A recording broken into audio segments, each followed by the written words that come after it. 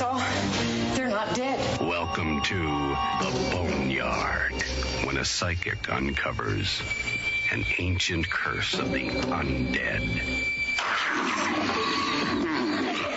Amiguinhos, estamos em outubro, o tal Spooktober, mas neste podcast é Spooktober o ano inteiro, é como o Natal, é quando o homem quer, e como o homem sou eu, quer sempre, por isso vamos falar novamente de terror.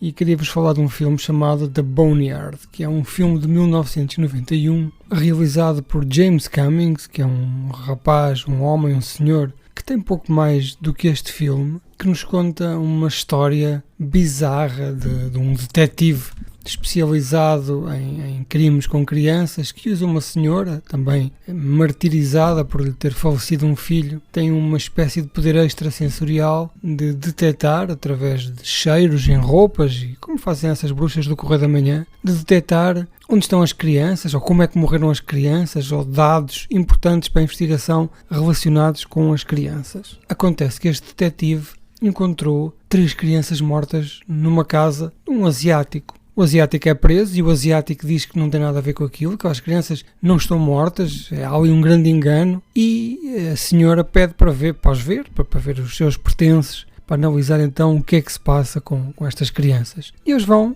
para a morgue, onde as crianças naquele momento estão prestes a ser autopsiadas. É de noite, é meio de noite, é o graveyard shift, e lá vão eles para a morgue. Quando chegam à morgue, um conjunto de anomalias técnicas faz com que as portas fechem todas, faz com que tudo fique bloqueado e aquele grupo de pessoas fica lá fechado dentro. Isto enquanto a senhora está ali a dar um sniff na roupa dos miúdos e descobre que os miúdos foram mortos há 300 anos. Percebe então que aqueles miúdos são zombies e de repente os miúdos levantam-se.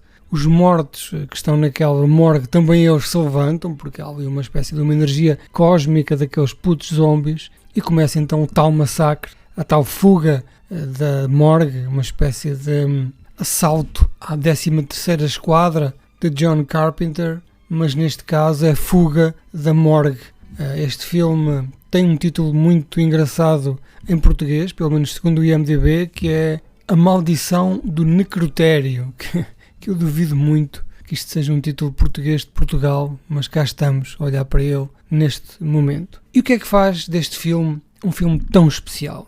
Em primeiro lugar, é um filme de 1991 que me tinha passado completamente ao lado. Eu nunca o vi, provavelmente terei passado por ele, eu acho que ele tem edição nacional, mas eu teria reparado porque a capa deste filme é uma espécie de um chihuahua, uma espécie de um cão, um lobisomem, daqueles todos frufru, com pele de ovelha, muito lavadinho, mas zombie. E eu acho que ninguém consegue ficar imune a este tipo de capa. Depois este filme tem uma estrutura muito peculiar, talvez porque o realizador não é dado ao terror, não é um insider do cinema de terror, todo ele rola numa espécie de estrutura de policial, de crianças desaparecidas, com algum humor, e depois a partir do momento em que ele entra na morgue, ele até aí digamos que é um chamado slow burner, em que nós vamos fazendo umas festas no que é que estará aqui a acontecer. O filme arranca logo para o paranormal, porque esta senhora tem poderes de bruxa, não é? Digamos assim, estas bruxas que nós conhecemos em Portugal, que as nossas avós frequentavam e que ainda hoje muita gente em segredo e vergonha frequenta, digamos que é, a par com as drogas e com a prostituição, é uma das grandes fontes de impostos que está neste momento a fugir entre os dedos do Estado. Se alguém do governo nos estiver a ouvir, era uma boa altura para legalizar este tipo de práticas, que há aí dinheiro à bruta por fora. Eles entram lá então na morgue, os zombies, as crianças zombies levantam-se e aquilo começa ali um forrobodó de morte e matança, com uns efeitos práticos que são qualquer coisa de extraordinário para um filme que seria da 2ª ou da 3ª divisão. Os atores também não são propriamente nem muito profissionais, nem da área do terror, que lhe dão outro tom sério e também mais assustador, não é? Porque quando nós percebemos que aquelas pessoas estão ali a fazer um drama, estão ali a fazer um filme de outro género, nós sentimos mais o medo e sentimos mais que de facto aquela história está a sair fora daquilo que será o normal. Este filme pode ser encontrado no Sr. Joaquim, eu não faço a mínima ideia se existe maneira de o ver nessas plataformas que vocês tanto gostam. Podem também encomendar o DVD ou o Blu-ray, que eles estão disponíveis. Eu aconselho que vocês o vejam. Este filme é de facto um chamado oddball, não é? É diferente daquilo que a esta altura se fazia no cinema de terror. 91 é considerado para mim ainda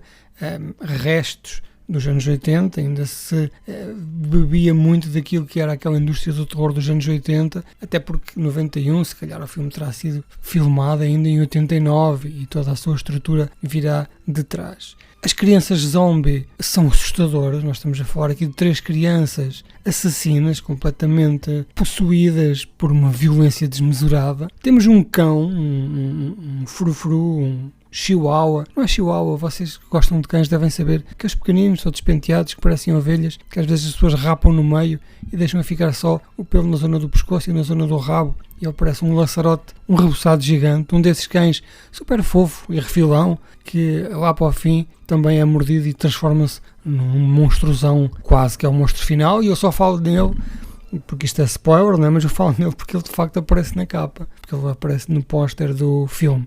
Faz aqui este equilíbrio muito delicado entre o humor, o drama e o terror, que são 3 géneros quase como azeite e água, mas aqui que neste filme, tal como disse anteriormente, talvez pela falta de jeito do realizador, que também é escritor, ele consegue equilibrar isto bem, querendo eu dizer que não cai naquela zona dos clichês, porque este senhor claramente não conhece tão bem o género como os outros realizadores. Deixo aqui esta dica, neste mês de outubro, onde parece que somos contratualmente obrigados a ver um filme de terror por dia. Eu não vejo porque, meu Deus, nem tenho tempo, mas se tiver que ver um filme eu verei de sempre de terror, porque vou aqui aderir a esta causa como se fôssemos de velcro.